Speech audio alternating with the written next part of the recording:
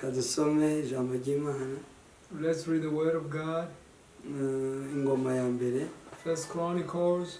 Igice cya 29 umurongo wa 11. 29 verse 11.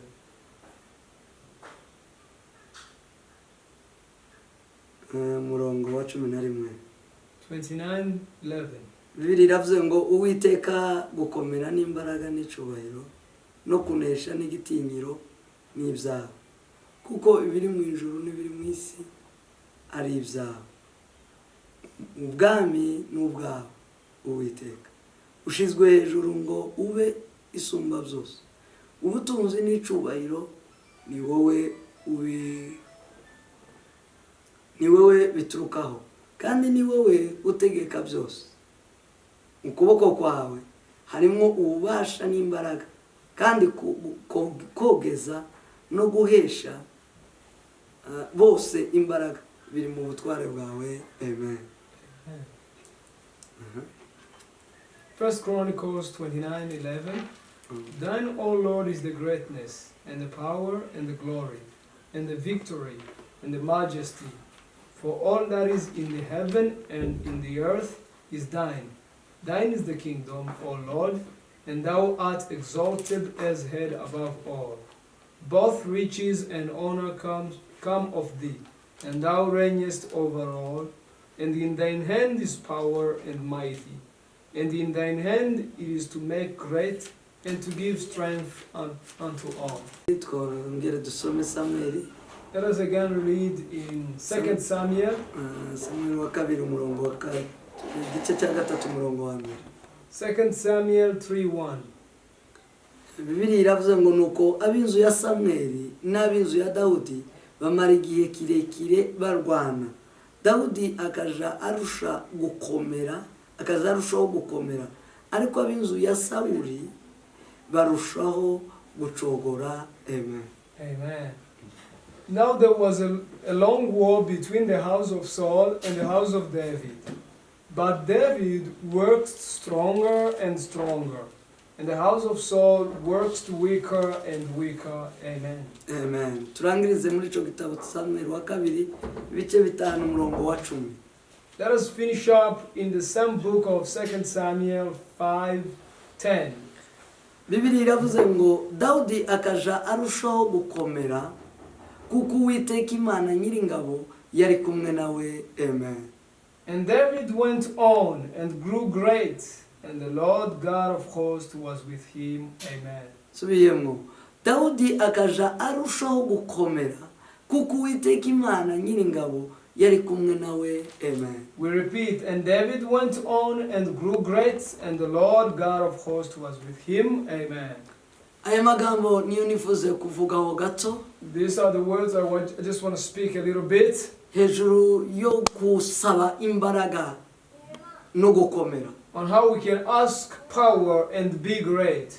Abantu b'Imana, the people of God, abantu bizera umwami Yesu, people who believe in Jesus, dukwiye kuba mu mbaraga, we need to be in power no gukomera, and to be great, kubera ko Imana yacu, because our God, yari Imana ikomeye, He is a powerful God, ari Imana y'imbaraga, and He is great. Abayikurikiye bose, all those who follow Him, abayiringiye, all those who trust Him, abayitunze, all those who live with God, abayibamo, all those who live in God, bakwiye kuba bafite izo mbaraga. They gotta have that power and greatness. Dusomya no magambo Dawudi, We read this word that David spoke mu isengesho rye, in his prayer. Dawudi amaze kwemera Imana, when David accepted God, Bibiliya Imana imaze kumutoranya, when God chose David, birizi tubwira ubuzima bwe, the Bible tells us about his tubwira lifetime. ubuzima bwa Dawudi, We have the lifestyle of David, Dawudi ko yabayeho mu buzima, how he lived in his life bw'ubushumba, as a shepherd, bwo kuba umushumba w'intama, as a shepherd of the sheep. ubuzima bwiwe His life, yari afite he heard mu buzima busanzwe, a normal life, n'akazi yari afite and the work mu that he buzima was busanzwe, doing, it was normal. karoroheje ni gato It was a cyane, very simple nta work. gaciro kari gafite, It is not to be recommended. nta gaciro gafite, It is not valuable. ariko muri ubwo guciririka But kwe in the simpleness of his job, Dawudi agira umugisha David was blessed amenya Imana and he knew God. aba amenya Imana And now when he knew God atura abanye n'Imana and lived with God, kuko Bibiliya dusomye ivuze as the Bible we read yavuze ngo says, Dawudi yajaga arushaho gukomera David grew stronger ngo kuko Uwiteka Imana nyiringabo because the Lord of hosts yari kumwe nawe. was with him. Dawudi abana n'Imana David lived with mu God buzima bw'ubushumba in bw'intama, the life as a shepherd of mu sheep, buzima bw'ungeri, in the life of mu shepherding, buzima bwo mu in kiraro, the life of the farm, arushaho kubana and he n'Imana. lived with God Burya more. abana n'Imana And the more he lived with God, arushaho he gukomera, grew stronger, and he arakomera grew stronger kubera ko abana because he n'Imana. lived with God.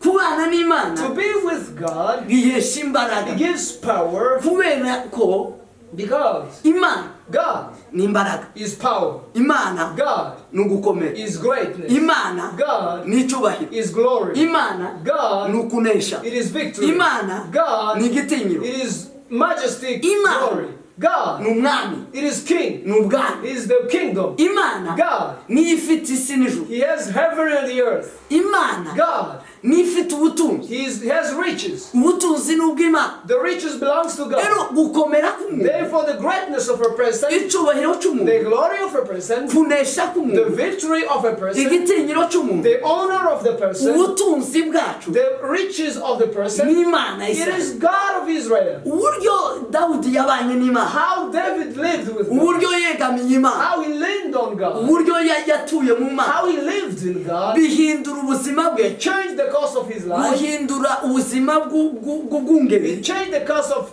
being a shepherd, bihindura ubuzima bwo mu kiraro, it changed the course of being a farm, bimugeza ku ntebe it made him to come to the throne of kingdom.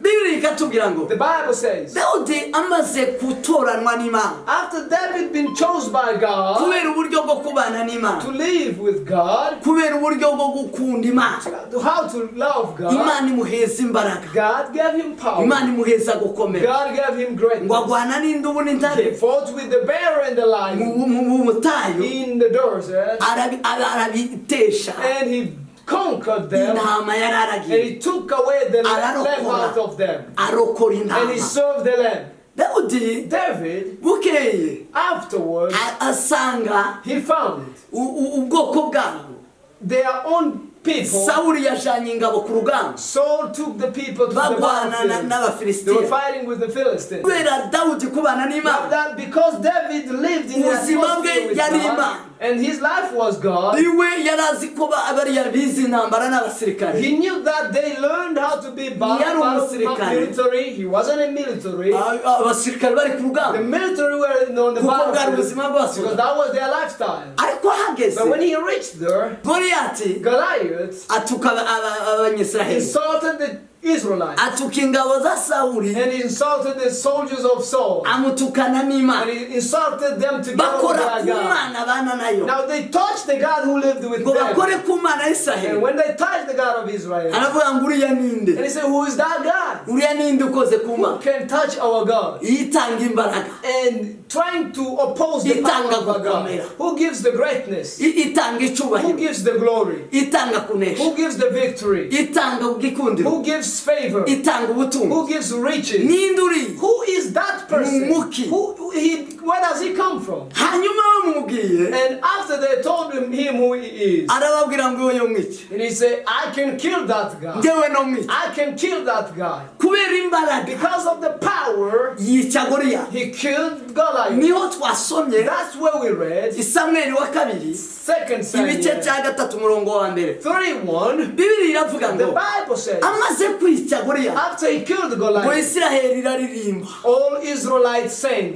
Sawuli yishe abantu igihumbi, And it says, Saul killed yishe igihumbi, 1,000 people, ariko Dawudi yishe inzovu. but David killed 10,000 Dawudi people. araririmba, And David was saying, Sawuli Saul, agira ishari, he was jealous. Sawuli agize ishari, After he got jealous, atangira guhiga He Dawudi. started chasing after David. Umuryango wa Sawuli, And the family of David, Sawuli agira ubugome bwo kwica Dawudi.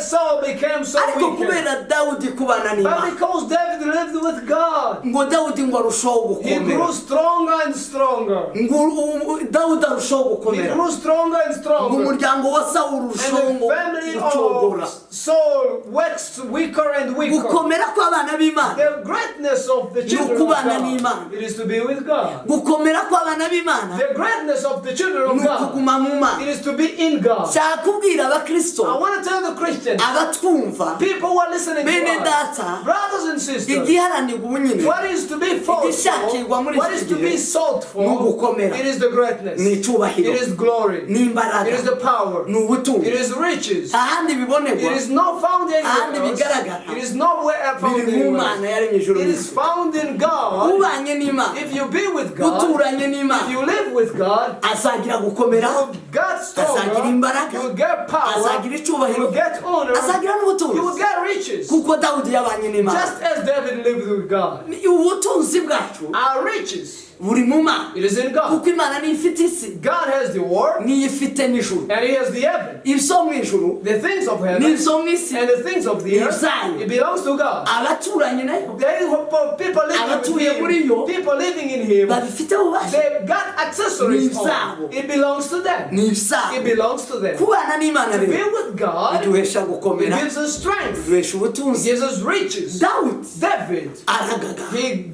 waxed stronger Arakomera. and stronger. Sawuli yigeze kumuvuga, Saul talked about him abagwanye, when they fought. aravuga ngo Dawudi, And he said, David, mwana wanjye, my son, undushije you gukiranuka, are more righteous ngo than habe I. n'ubwami, Even the kingdom uzaba umwami will be wa yours. Israheli. You'll be the king of Israel. byarangiye It finished Dawudi ari umwami wa David Israheli as the king of kubera Israel imbaraga z'Imana because of the power of God zabanye nawe, that was with him, kubera gukomera because of the greatness kwamubonetseho that was found in him n'icyubahiro. and the glory. Dawudi yakomeje kubana n'Imana, David grew abanye together with n'Imana, God. And when he was niho with God, hasohotse ijambo that's when the word Imana was yivugiye, made. God said, imuheza isezerano, gave him a iramubwira promise ngo ingoma yawe Dawudi and say, your throne tizavaho, will never be removed. kubera Imana kubana na Dawudi, Because of living with kubera God, Dawudi kubana n'Imana, because of David living with God, ingoma ya Dawudi na bugingo his n'ubira. throne up to today. niho Yesu yacomotse, That's where Jesus niho came.